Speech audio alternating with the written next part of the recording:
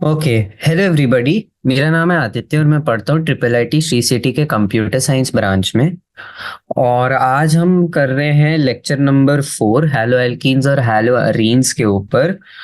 And पिछले lecture में हमने खत्म कर दिया था अप टू 76 क्वेश्चन, जो कि था discuss the nature of the C X bonds in haloarenes. आज हम शुरू करने वाले हैं क्वेश्चन नंबर 77 से। और हम कोशिश करेंगे कि हम जो है पूरे क्वेश्चन सारे सॉल्व कर लेंगे, ठीक है। तो अब फॉलो हम ये पैटर्न करेंगे कि हम क्वेश्चन नंबर 77 और 78 कर लेंगे। फिर क्या करेंगे, फिर हम कर लेंगे हमारे लॉन्ग आंसर टाइप्स, ठीक है। लॉन्ग आंसर टाइप्स एक बार हमने कर लिया, फिर हमारा जो मैच द फॉलोइंग और असर्शन है वो हो जाएगा, क्योंकि वो भी थोड़े बहुत थियरी थियरी टाइप ही है। लॉन्ग आंसर टाइप वाले जो क्वेश्चन है, ज्यादा रिएक्शन उसमें उतने बड़े बड़े नहीं है, ठीक है। समझाने पर्पस के लिए होंगे, अगर रिएक्शन उस पर होंगे तो वो करके फिर हम मैच और असर्शन रीजन कर लेंगे। Okay okay. तो बस यही आज के लेक्चर का प्लान ऑफ अप्रोच है। तो क्वेश्चन नंबर 77 से अब हम सीधे स्टार्ट कर लेते हैं। क्वेश्चन नंबर 77 बोल रहा है, how can you obtain iodoethane from ethanol when no other iodine containing reagent except NaI is available in the laboratory. तो वो बोल रहा है बेसिकली हम स्टार्ट करने वाले एथेनॉल से, जो कि है ये, और फाइनली हमें चाहिए ये, ठीक है। और कंडीशन हमारी ये है कि इस पूरे प्रोसेस के लिए हमारे पास है खाली NaI, ठीक है। तो अब हम क्या करेंगे, ठीक है। NaI ही है, आयोडीन को पाने का एक तरीका है, ठीक है। अब हमने एक चीज देखी थी कि अगर हम अल्कोहल में यूज करें रेड फॉस्फोरस और Br2, तो फिर क्या होता है, ये बन जाता है ये, ठीक है। और फिर इस रिएक्शन के बाद अगर हम Br2 में यूज कर ले NaI, तो ये क्या है, हैलोजन एक्सचेंज हो जाता है इसमें और ये दे देगा ये, राइट। जो कि हमें ओवरऑल हम क्या बुलाते हैं, इस चीज को हम बुलाते हैं overall Finkelstein reaction. Finkelstein reaction, ठीक है। ओवरऑल हम उसको यही बुलाते हैं। ओके। तो ये एक तरीका है जिससे हम इस वाले रिएक्शन को सॉल्व कर सकते हैं, ठीक है। कंसिडरिंग कि पहले हम रेड फास्फोरस और ब्रोमीन 2 ले लें, जिससे ये Br2 बन जाएगा। फिर NaI से रिएक्ट करके वो CCI हो जाएगा, मतलब क्लोरो क्लोरो आयोडो इथेन हो जाएगा, sorry. Okay. Next question, question number 78 करते हैं। Cyanide ion acts as a ambident nucleophile. सबसे पहली चीज, एम्बिडेंट न्यूक्लियोफाइल क्या होता है। तो एम्बिडेंट न्यूक्लियोफाइल वो न्यूक्लियोफाइल होते हैं जिसमें दो दो डोनर एटम्स होते हैं न्यूक्लियोफाइल में। तो या तो वो माइनस चार्ज कार्बन के ऊपर आ सकता है, या फिर कोई और केस में वो माइनस चार्ज आ सकता है नाइट्रोजन के ऊपर। लेकिन माइनस चार्ज दोनों में आने की पॉसिबिलिटी रखता है, और ऐसे वाले न्यूक्लियोफाइल्स को हम बोल देते हैं एम्बिडेंट न्यूक्लियोफाइल, ठीक है। नाउ क्वेश्चन ये बोल रहा है कि अब कौन से साइड से, यानी कि नेगेटिव चार्ज अगर कार्बन पे हो या नाइट्रोजन पे हो, कौन से साइड से वो ज्यादा स्ट्रॉन्ग न्यूक्लियोफाइल बनाएगा एक्वस मीडियम पे। और फिर उसके बाद बोले give a reason of your answer, ठीक है। अब क्या है, हमने ये देखा है कि CC बॉन्ड जो है, ठीक है, हमें ये एक चीज फैक्ट के साथ तौर पे पता है कि strength of CC bond is greater than strength of CN bond, ठीक है। Strength of CC bond is greater then the strength of the CN bond. और अगर हम ये चीज इन माइंड रखें, ठीक है, तो अगर हम किसी RX के साथ CN लगा दें, तो अगर कार्बन अटैच करेगा तो एक CC बॉन्ड फॉर्म होगा। उसी तरह अगर नाइट्रोजन अटैक करेगा तो फिर एक CN बॉन्ड फॉर्म होगा। अब इस चीज को दिमाग में रखते हुए हम बोलेंगे कि ये चीज जो है ज्यादा प्रेफरेबल होगी, है ना। और इसीलिए हम बोलेंगे कि वो कार्बन साइड से एक स्ट्रॉन्गर न्यूक्लियोफाइल बनाएगा, और उसका रीजन बेसिकली ये है। Okay, therefore it acts as a stronger nucleophile from carbon end. ठीक है, it acts as a stronger nucleophile from carbon end, और रीजन ये है strength of CC bond is greater than strength of CN bond. तो इसी के साथ हमारा जो शॉर्ट आंसर टाइप है वो कंप्लीट हो जाता है। और अब हम लॉन्ग आंसर टाइप वाले कर लेते हैं, फिर हम मैच द फॉलोइंग और असर्शन रीजन वाले वो क्वेश्चन करेंगे। ओके, तो लॉन्ग आंसर टाइप मतलब क्वेश्चन नंबर 95 पहले करेंगे। ओके, तो क्वेश्चन नंबर 95 बोल रहा है कि some alkyl halides undergo substitution whereas some undergo elimination reaction on treatment with bases. Discuss the structural features of alkyl halides with examples which are responsible for this difference. ठीक है, तो हमने पिछले lecture में देखा था एक तो कि हमारे रिएक्शंस के रिएजेंट्स के डिफरेंसेस से एक न्यूक्लियोफिलिक साइड में चले जाता है और एक एलिमिनेशन साइड में चले जाता है। हमने देखा था कि अल्कोहलिक KOH जो है वो एलिमिनेशन में चले जाता है, एंड उसी के साथ एक्वस KOH जो है वो चले जाता है न्यूक्लियोफिलिक सब्स्टिट्यूशन में चले जाता है। ठीक है, सब्स्टिट्यूशन इसके अंदर चले जाता है। अब हमें दो तीन चीजें यहां पर ध्यान में रखनी है। ठीक है, पहला चीज कि जो हमारा दो चीजें हो सकती है, राइट। मान लो हम कोई ऐसा कंपाउंड ले लें और इसमें हम डाल देते हैं अल्कोहलिक KOH, तो पहला ये होता है कि ये ऐसा कुछ हो जाता है। ठीक है, ये तो हमारा SN1 में भी है, लेकिन ऐसा ही चीज E1 में होता है। ठीक है, और दूसरा है हमारा SN2। SN2 में क्या होता है, जो भी हमारा न्यूक्लियोफाइल है, मान लो X- है, वो रेयर अटैक करके आता है और वो एक इन्वर्जन कॉज कर देता है। ठीक है, तो वो इन्वर्जन जो कॉज कर देता है वो सब्स्टिट्यूशन उस तरह से होता है, और SN1 में कार्बोकैटायन से वो होता है। ठीक है, अब रिएजेंट की अगर हम बात करें तो अगर एक रिएजेंट एक वीक बेस है तो सब्स्टिट्यूशन होगा, एंड अगर वो स्ट्रॉन्ग बेस है तो एलिमिनेशन होगा। ओके, वीक बेस से क्या होता है, सब्स्टिट्यूशन होता है, स्ट्रॉन्ग बेस से एलिमिनेशन होता है। ठीक है, तो ये चीजें तुम्हें अपने दिमाग में रखनी है। अब अल्कोहलिक KOH बेसिकली एक स्ट्रॉन्ग बेस है और एक्वस KOH एक कम वीक बेस है। ठीक है, और स्ट्रक्चरल डिफरेंसेस यही होता है, मेन तो यही हो रहा है। अब स्ट्रक्चरल डिफरेंसेस तुम कैसे बताओगे, तुम रिएक्शन से बता दोगे। तो अगर हम बात करें SN2 मैकेनिज्म की, मान लो हम कोई कंपाउंड ले लेते हैं ऐसा, और Cl बोल लो इधर आ रहा है। ठीक है, इस पे हमारा एक न्यूक्लियोफाइल आ रहा है X-, तो SN2 की अगर हम बात करें तो ये पीछे से आएगा और ये पूरा इन्वर्ट कर देगा उसको। तो बेसिकली क्या होगा कि ये जो चीज है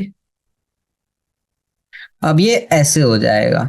ठीक है, ये इन्वर्ट हो जाएगा पूरी तरह, एंड हमने SN1 वाला तो मैंने वहीं लिख दिया था कि वो यहां पर सीधे आएगा X- इधर लग जाएगा।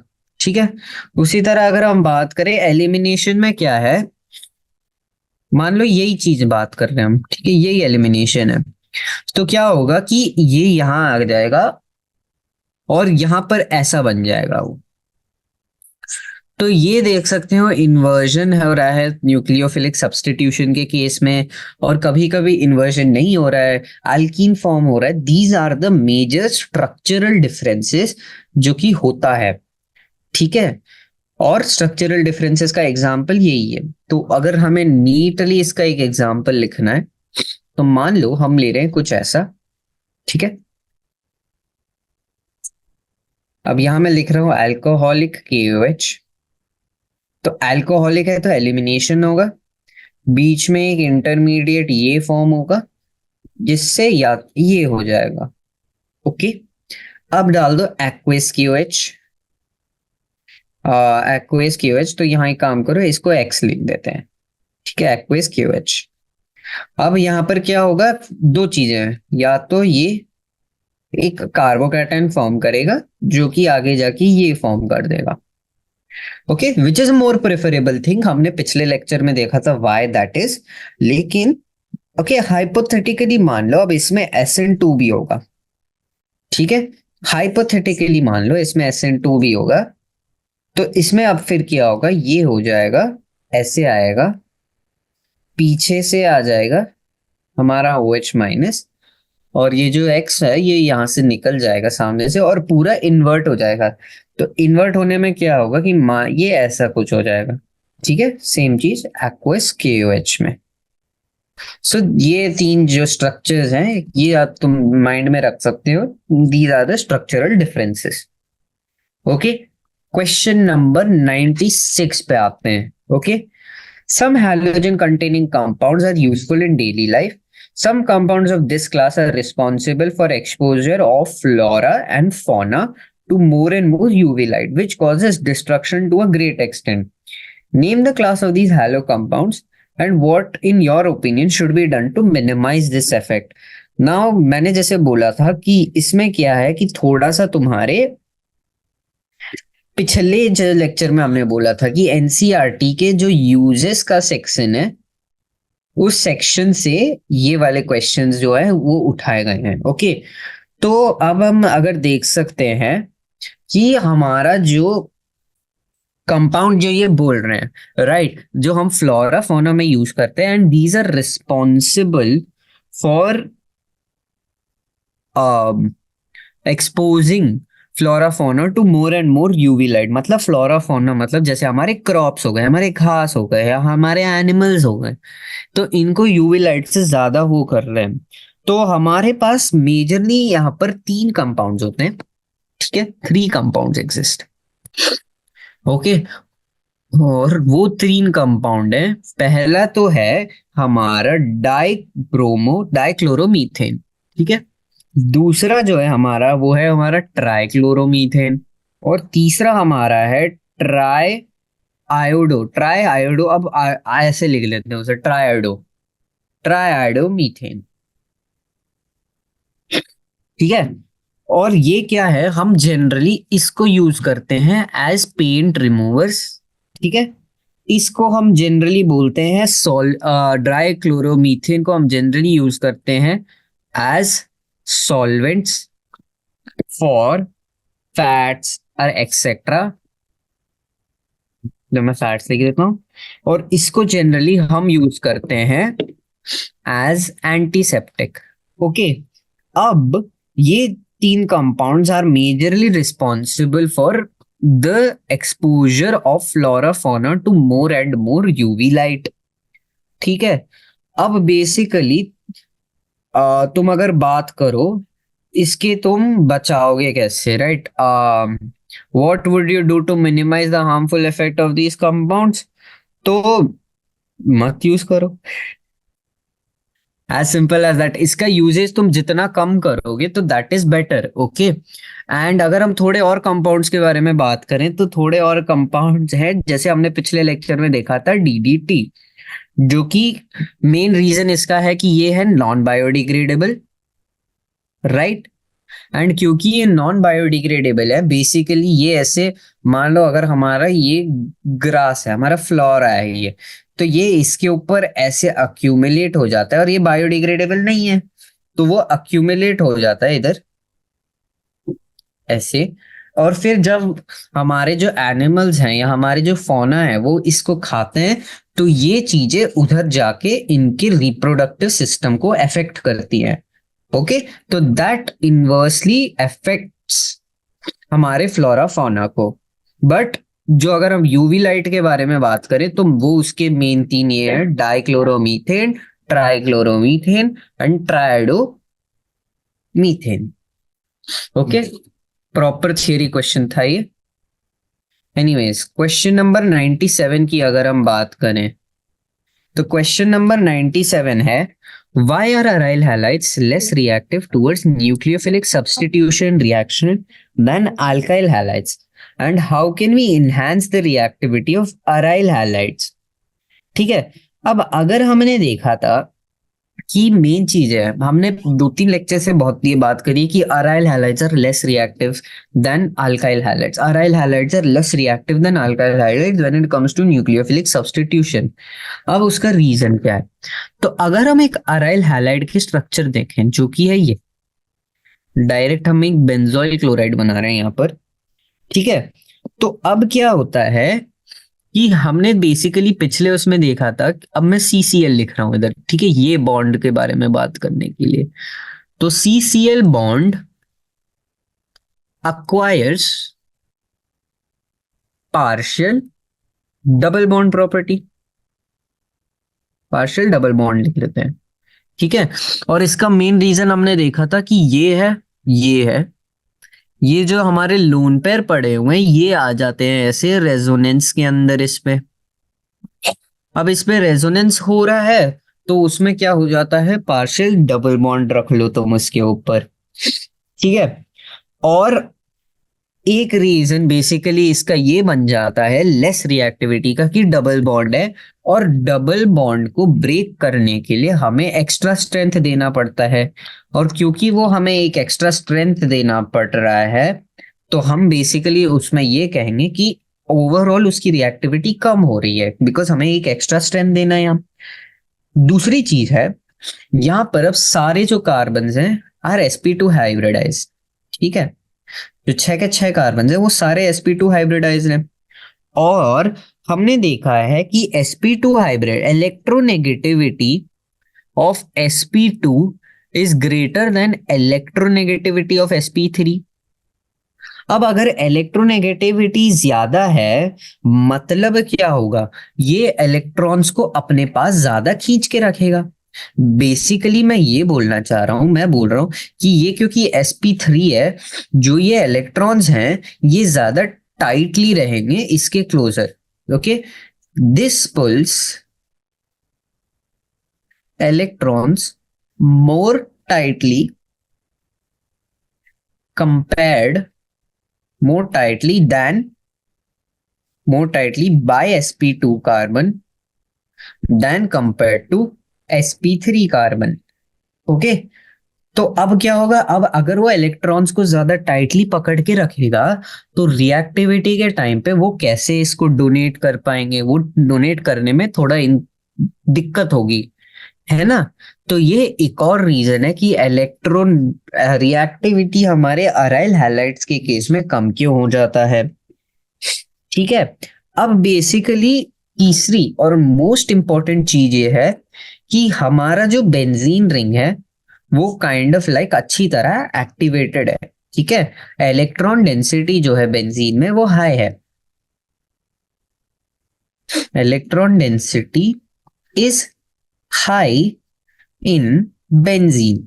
अब अगर इलेक्ट्रॉन डेंसिटी हाई है, अब तो क्या होगा, ऑलरेडी इलेक्ट्रॉन डेंसिटी इसमें हाई, अब तुम न्यूक्लियोफाइल लाओगे और उसमें एसिड डाल दोगे तो इलेक्ट्रॉन डेंसिटी हाई है, वो उसे और हाई करना क्यों चाहेगा? जितना ज्यादा इलेक्ट्रॉन होगा उतना ज्यादा चार्ज होगा और उतना ज्यादा वो अनस्टेबल होगा, राइट। अब ये एक छोटा सा फैक्ट है जो उस पर इफेक्ट करता है, और ये इसको निकालना एक्चुअली बहुत इजी है कि तुम एक इलेक्ट्रॉन विथड्रॉइंग ग्रुप डाल दो, okay. To solve this use an electron withdrawing group, ठीक है। बस तो ऐसे इन 2-3 रीजंस की वजह से हम देख सकते हैं कि जो हमारा अराइल हैलाइड्स है वो अल्काइल हैलाइड्स के कंपेयर्ड में लेस रिएक्टिव है। जो पहले 2 रीजन है वो ज्यादा प्राइमरी टाइप रीजन है, कि एक है कि पार्शियल बॉन्ड रहता है, तो फिर पार्शियल बॉन्ड में अगर हम देखें तो फिर वो स्ट्रेंथ ज्यादा है उसकी compare to that of a single bond, तो उसको ब्रेक करने के लिए और एनर्जी चाहिए, और उतना अगर एट टाइम्स हम अक्वायर कर नहीं पाते हैं तो वो रिएक्शन नहीं होता है, दूसरा हमने देखा कि सारी चीजें sp2 कार्बन को कनेक्टेड है और sp2 कार्बन का इलेक्ट्रोनेगेटिविटी ज्यादा होता है sp3 कार्बन से।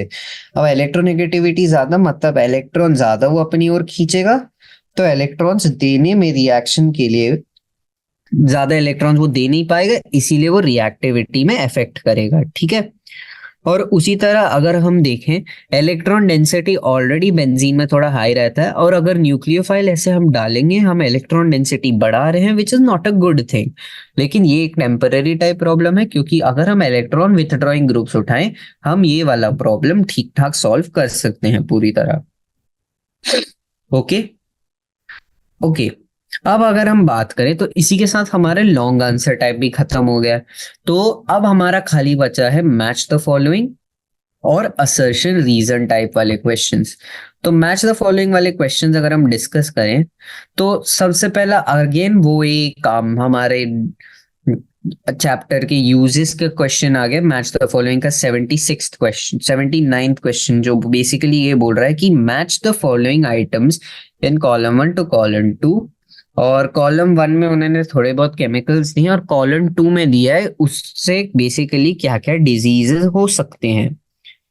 ठीक है, मतलब क्या क्या डिजीज तुम ट्रीट कर सकते हो। तो अगेन ये याद करने वाली चीज है, तो ये मैं क्विकली ऐसे लिख दूंगा। ठीक है। तो पहला वाला जो हम बात कर रहे हैं क्लोरएम्फिनिकॉल। ठीक है। तो क्लोरएम्फिनिकॉल बेसिकली एक टाइफॉइड फीवर ट्रीटमेंट के लिए यूज होता है। ठीक है। तो chloramphenicol is used to treat typhoid fever. Okay, typhoid fever. और इसकी एक चीज ये है कि क्लोरएम्फिनिकॉल जो है एक ब्रॉड स्पेक्ट्रम ड्रग है, एक ब्रॉड स्पेक्ट्रम ड्रग है। ठीक है। थायरॉक्सिन बेसिकली यूज होता है।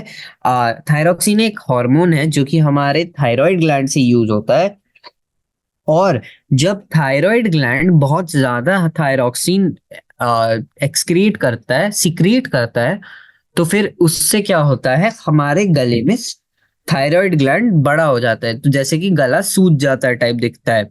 उस बीमारी को हम बोलते हैं गॉइटर। ठीक है। तो 1 मैप हो रहा है सी के साथ और 2 मैप हो रहा है डी के साथ। ठीक है।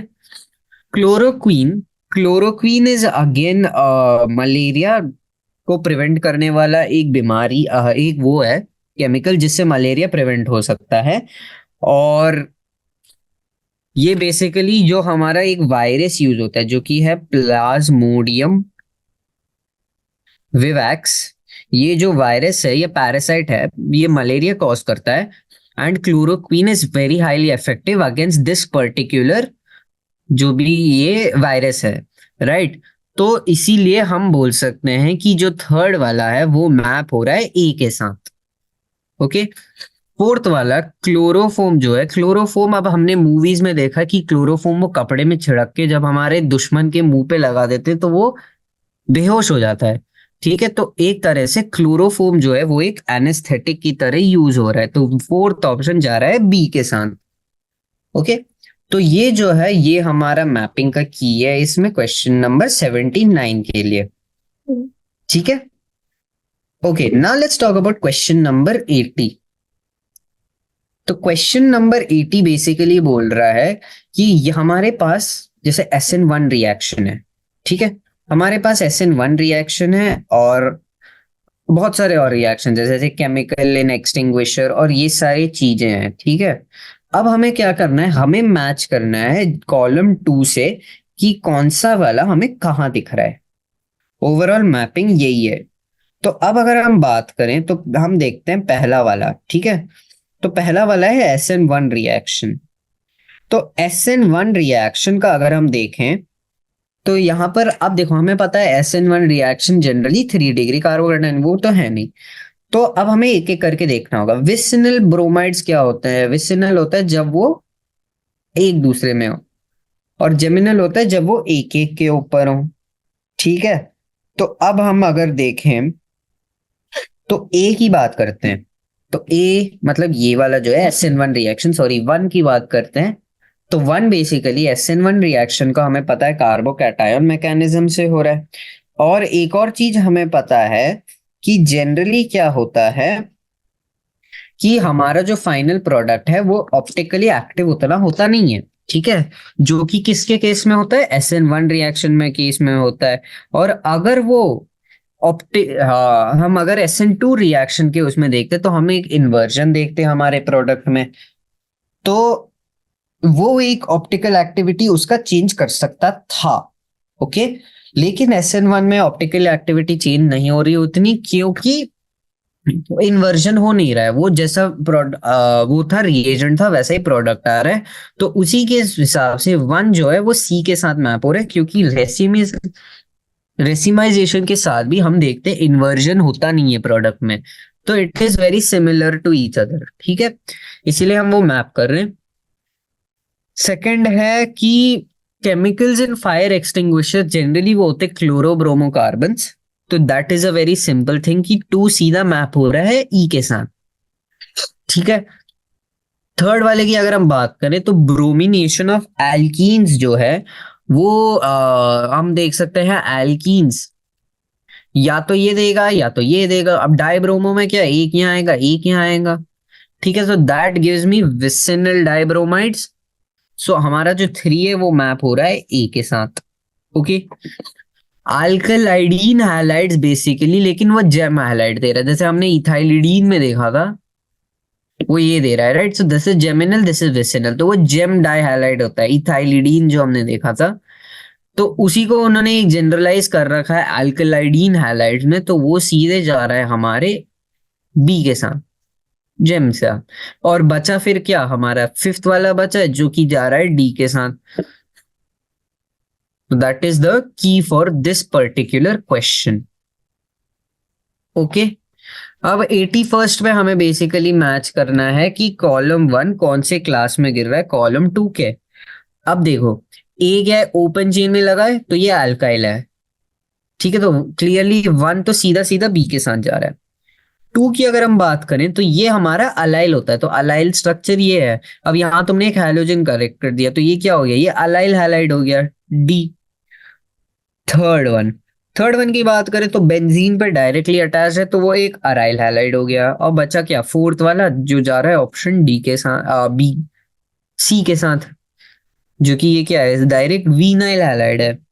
Okay, so that is a very very very very straight forward question. अब आते हैं एक ठीक ठाक क्वेश्चन में। तो हमें दिया ही ये, थोड़ा जूम आउट कर देता हूँ, हाँ, हमें दिया ही ये 82nd क्वेश्चन में, और हमें बेसिकली मैप करना है कि किस रिएक्शन में कौन सा मैकेनिज्म यूज हो रहा है।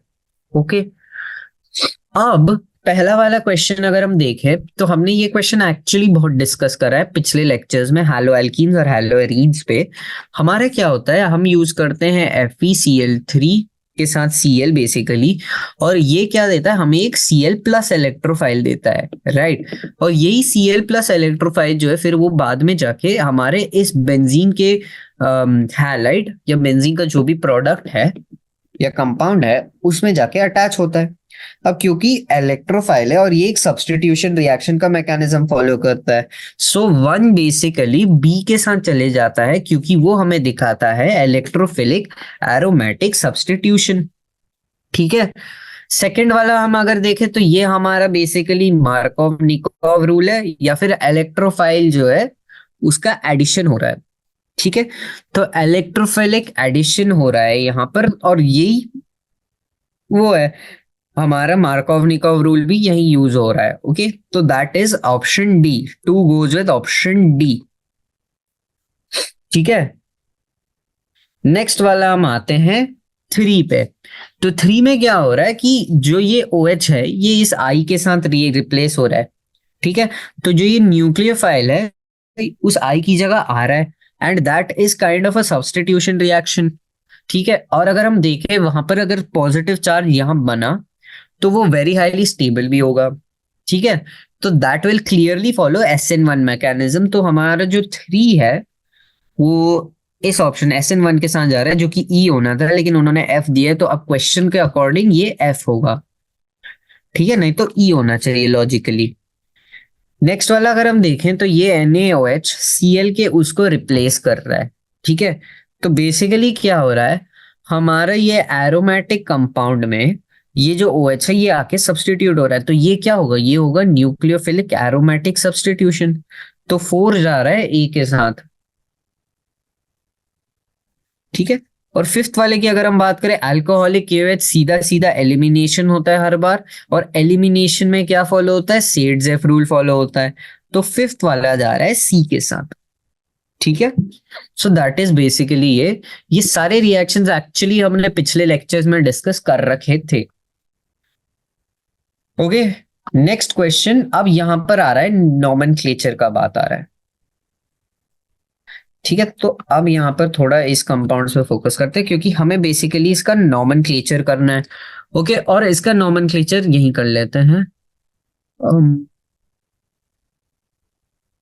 ओके, तो अगर हम यहाँ देखें, ठीक है, पहला कंपाउंड जो है ये है। ओके, अब इसका नॉमेनक्लेचर करना है। अब तुम प्रायोरिटी किसको दोगे, सब्स्टिट्यूएंट या डबल बॉन्ड को? तुम प्रायोरिटी हमेशा बॉन्ड को देते हो। तो नंबरिंग यहां से स्टार्ट होगी, 1 2 3 4 5। तो 4 पे ब्रोमो है, 2 पे इथीन, डबल बॉन्ड है तो ईन आएगा, एंड पेंटीन है तो इट इज 4 ब्रोमो पेंटुइन टाइप होगा। तो इट क्लियरली ये बता रहा है कि जो ऑप्शन 1 जा रहा है वो जाएगा हमारे ए के साथ। ओके, ये मैं डिस्कस कर रहा हूँ क्वेश्चन नंबर 83। अच्छा, उसको पूरे नीचे कर देते हैं। 83 डिस्कस कर रहे हैं। तो बेसिकली 1 जा रहा है ए के साथ। सेकंड वाला अगर हम देखें, ठीक है, ये है। अब तुम्हें इसमें लेना है सबसे पहले लॉन्गेस्ट कार्बन चेन, जो कि ये हो जाएगा 1 2 3 4 5, ठीक है।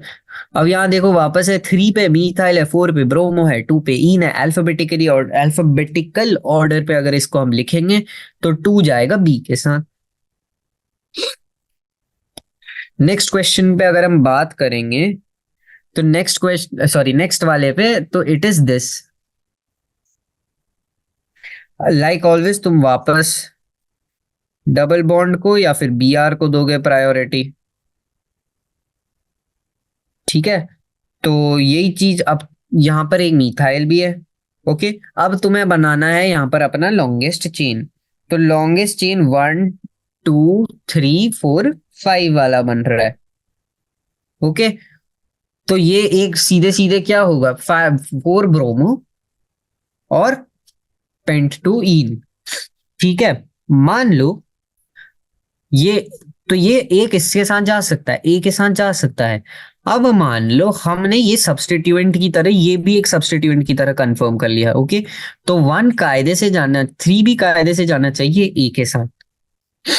ओके, लेकिन अब जैसे अब ये दोनों भी चीजें हैं, राइट, उन्होंने कोई और ऑल्टरनेट नाम पूछे, तो 1 2 3 4, ये अब 5 की जगह ये एक मिथाइल ग्रुप हो जाएगा, ठीक है।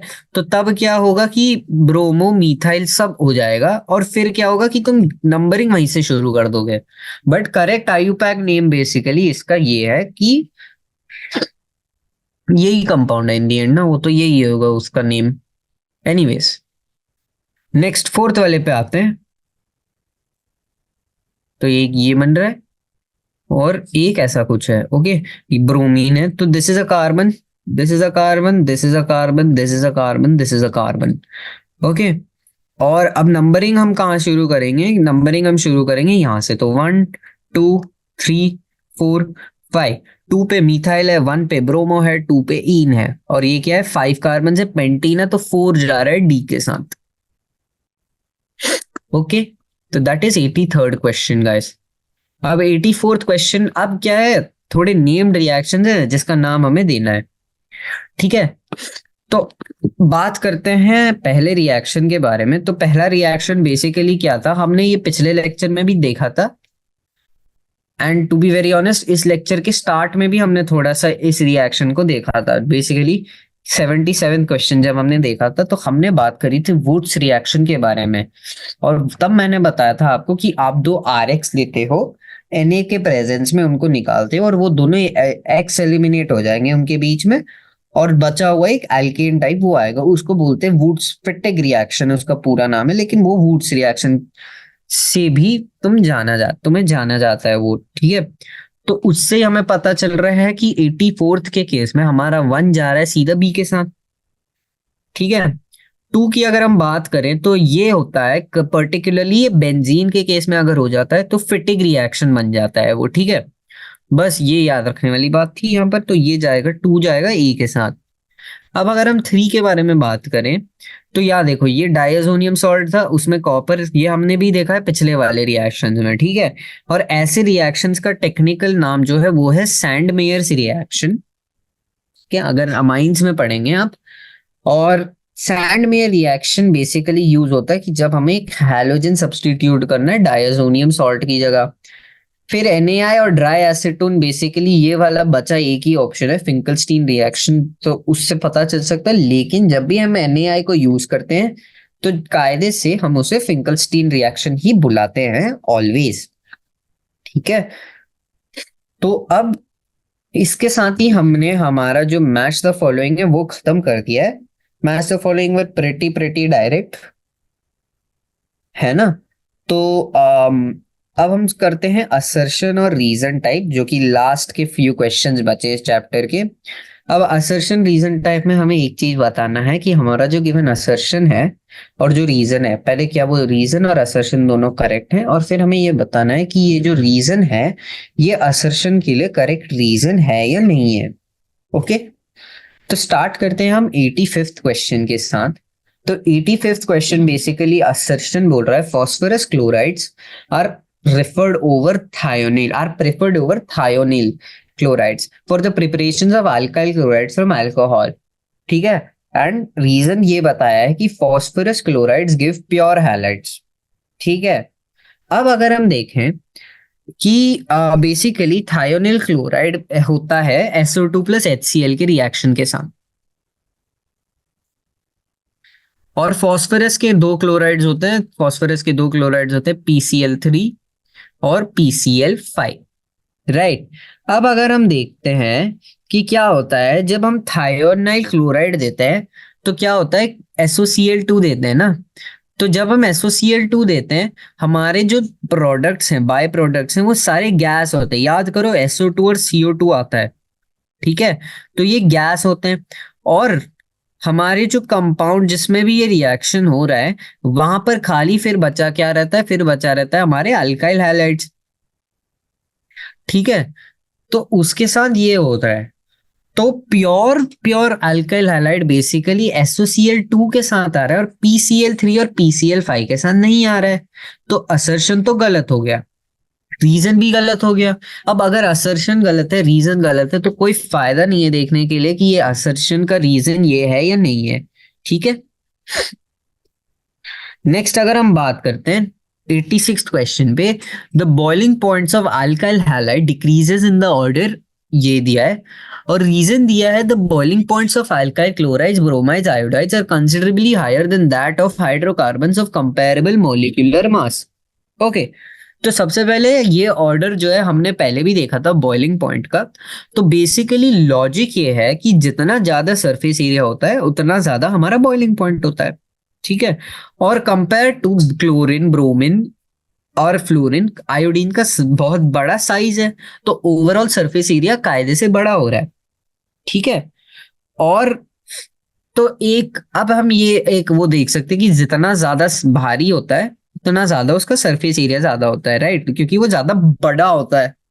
तो इसीलिए हम बोलते हैं कि थोड़ा बहुत मॉलिक्यूलर मास से भी हम उसको रिलेट कर सकते हैं, और हम बोल सकते हैं कि more the mass more the boiling point, ठीक है। और यही चीज हम बेसिकली बोल रहे हैं, ये क्लोराइड, ब्रोमाइड, आयोडाइड का कंसिडरेबली हायर है नॉर्मल हाइड्रोकार्बन्स के साथ, क्योंकि उनमें की बेसिकली क्या है, सरफेस एरिया ज्यादा है। तो रीजन करेक्ट है, असर्शन भी करेक्ट है। और क्या ये रीजन जो है ये करेक्ट एक्सप्लेनेशन है असर्शन का? ये पूरी तरह एक्सप्लेनेशन नहीं है, इसका फुल एक्सप्लेनेशन नहीं है, तो ये इनकम्प्लीट हो सकता है, एक तरह से आप ये कह सकते हो। तो हम बोल देंगे कि this reason is not the reason for are given assertion, ठीक है। 87 क्वेश्चन पे आते हैं, KCN reacts with methyl chloride to give methyl isocyanate। Cn minus is an ambident nucleophile. ठीक है, देखो हमें पता है Cn माइनस एक एम्बिडेंट न्यूक्लियोफाइल है, ये हमने आज के लेक्चर के स्टार्ट में ही डिस्कस किया था। ठीक है, लेकिन KCN reacts with methyl chloride. अब मीथाइल क्लोराइड है CH3Cl, इसके साथ KCN रिस्पॉन्ड कर रहा है और ये बोल रहा है ये मीथाइल आइसोसाइनाइड देगा, मतलब ये देगा। ठीक है, अब हमने प्रेफरेबली ये देखा था कि जनरली जब ऐसा होता है तो कार्बन कार्बन बॉन्ड ज्यादा प्रेफर होता है, because strength of carbon carbon bond is greater then the strength of carbon nitrogen bond, और इस हिसाब से ये रिएक्शन नहीं होना चाहिए। देयरफॉर जो हमारा 87th क्वेश्चन है उसका असर्शन गलत है, लेकिन जो रीजन स्टेटमेंट है वो करेक्ट है। ठीक है, क्वेश्चन नंबर 88 पे आते हैं। तो 88 बेसिकली ये बोल रहा है कि टर्ट ब्यूटाइल ब्रोमाइड अंडरगोज वुड reaction to give 2,2,3,3 tetramethyl butane. In Woods reaction, reason ये है, in Woods reaction alkyl halides react with sodium in dry ether to give a hydrocarbon containing double in a hydrocarbon containing double the number of carbon atoms present in the halide. Okay, तो अब अगर हम देखें 88th question, assertion basically ये बोल रहा है tert butyl bromide, basically ये जो है Br। अब इनमें क्या हो रहा है, हम दो ऐसे कंपाउंड्स ले रहे हैं, इन दोनों को निकाल रहे हैं और ये कंपाउंड आ रहा है हमारा। ठीक है, अब अगर हम देखें, ठीक है, तो ये बेसिकली क्या है कि ये जो कंपाउंड है यही हमारा, इसका नेम क्या होगा, 1, 2, 3, 4, जो कि है 2,2, 3,3 टेट्रामीथाइल ब्यूटेन। तो असर्शन करेक्ट है। वुड्स रिएक्शन में क्या हो रहा है, ये बोल रहा है alkyl halides react with sodium in dry ether to give a hydrocarbon containing double the number of carbons present in the halide reaction, जो कि ये है। तो असर्शन एंड रीजन जो है ये ट्रू है, and reason basically correct explanation है ए का। यहां पर हो तो रहा है वुड्स रिएक्शन ही ना इन दी एंड, तो that is why 88th question में असर्शन रीजन दोनों करेक्ट है, and assertion is basically, assertion का करेक्ट रीजन यही है। 89th क्वेश्चन पे बात करें तो presence of nitro group at ortho and para position increases the reactivity of haloarenes toward nucleophilic substitution. Reason दिया है nitro group being an electron withdrawing group decreases the electron density over benzene ring. अब अगर हम बात करें, मान लो nitro group लगा इस पे यहां, तो क्या होगा, नाइट्रो ग्रुप इलेक्ट्रॉन विथड्रॉइंग है तो वो इलेक्ट्रॉन्स अपनी ओर खींचेगा, और एक बार उसने इलेक्ट्रॉन्स अपने ओर खींचना शुरू कर दिए तो क्या होगा, इलेक्ट्रॉन डेंसिटी बेंजीन पे कम होगी। अब बेंजीन पे इलेक्ट्रॉन डेंसिटी कम है, न्यूक्लियोफाइल जिसमें इलेक्ट्रॉन डेंसिटी ज्यादा है ना, तो वो क्या होगा, न्यूक्लियोफाइल फिर आराम से इधर आ जाएगा क्योंकि इलेक्ट्रॉन डेंसिटी कम है। तो यहां पर भी assertion and reason are true. ठीक है, ये 89th क्वेश्चन पे, एंड रीजन जो है ये करेक्ट एक्सप्लेनेशन है। ठीक है, करेक्ट एक्सप्लेनेशन है for the given assertion. Okay, question number 90, in monohaloarenes further electrophilic substitution occurs at ortho and para position. Halogen is a ring deactivator. ठीक है, देखो हैलोजन एक तरह से रिंग डीएक्टिवेटर तो है, तो रीजन करेक्ट है।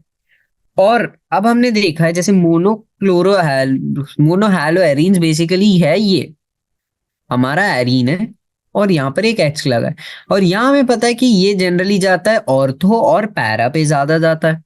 ठीक है, सब्स्टिट्यूशन। तो 90 में असर्शन और रीजन दोनों करेक्ट है। अब तुम्हें चेक करना है कि क्या ये रीजन जो है वही असर्शन का ये है।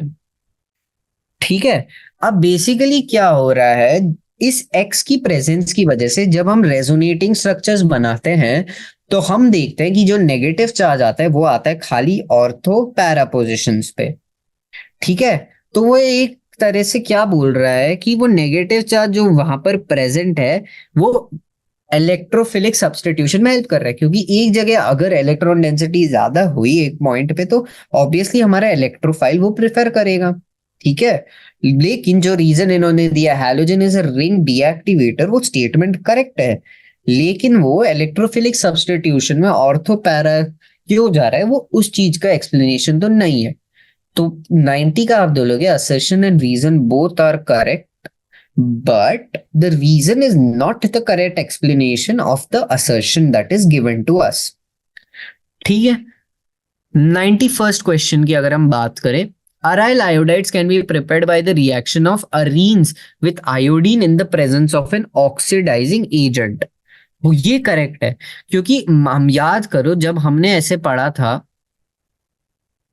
ठीक है, कि वो आयोडीन सीधा आ जाता है और फिर वो ऐसे लग सकता है, तो हमने एक चीज हमने वो बोली थी कि आयोडीन जो है वो जो कंपाउंड फॉर्म है वो और आगे जाएगा और वो रिएक्शन फिर बैकवर्ड उसमें प्रोग्रेस करना शुरू कर देगा। हमने ये पिछले या उससे पहले लेक्चर में डिस्कस करा था कि जो पूरा रिएक्शन है वो बैकवर्ड जाना शुरू कर देगा। ठीक है, तो अब हम क्या करते हैं, हम कोई ऑक्सीडाइजिंग एजेंट यूज करते हैं ताकि वो जो HI या जो भी चीज फॉर्म होगा वो आयोडीन बन जाएगा, राइट। तो हम देख सकते हैं कि जो पहला वाला है कि aryl iodides can be prepared by reactions of arene with iodine in the presence of an oxidising agent, ये ट्रू है, असर्शन ट्रू है। रीजन उल्टा दे दिया उन्होंने, क्योंकि हमारा ऑक्सीडाइजिंग एजेंट हमारा जो ऑक्सीडाइजिंग एजेंट है वो HI को ऑक्सीडाइज कर देता है आयोडीन में। तो असर्शन सही है, रीजन गलत है। ठीक है।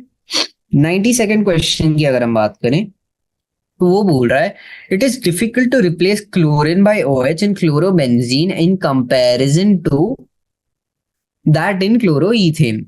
ठीक है, और फिर इन्होंने बोला है, रीजन दिया है, chlorine carbon in chlorobenzene as partial double bond character due to resonance.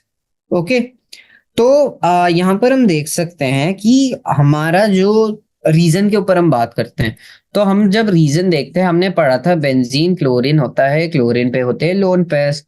अब वो यहाँ के रेजोनेंस पे आ जाते हैं, रेजोनेटिंग स्ट्रक्चर बनाते हैं, तो एक पार्शियल डबल बॉन्ड तो यहाँ रहता है। इस हमने बोला ये एक रीजन है, क्योंकि जिसकी वजह से हमारे जो अराइल हैलाइड्स हैं वो हमारे अल्काइल हैलाइड से कम रिएक्टिव हैं।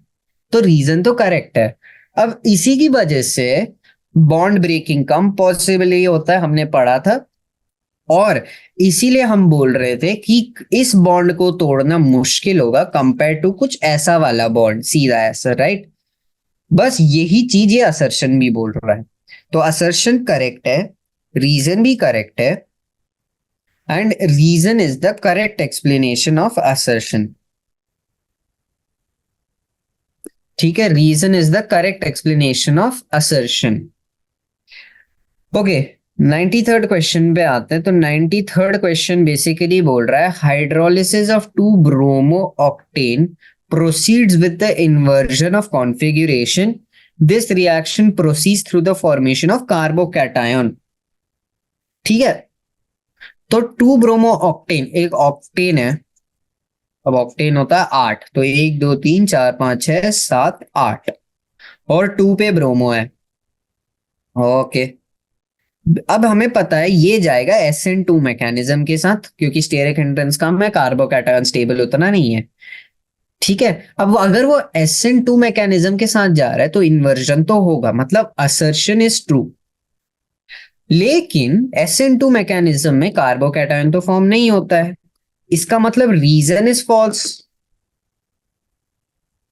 है ना, क्योंकि रीजन तो कार्बोकैटायन फॉर्मेशन के बारे में बात कर रहा है, जो कि SN2 में नहीं होता है। SN2 में इन्वर्जन होता है, तो असर्शन सही है, लेकिन तुम्हारा जो रीजन है वो गलत हो जाता है। ठीक है, लास्ट क्वेश्चन के ऊपर बात करते हैं हम 94th क्वेश्चन पे। नाइट्रेशन ऑफ क्लोरोबेंजीन, जो कि ये है, leads to the formation of nitrochlorobenzene.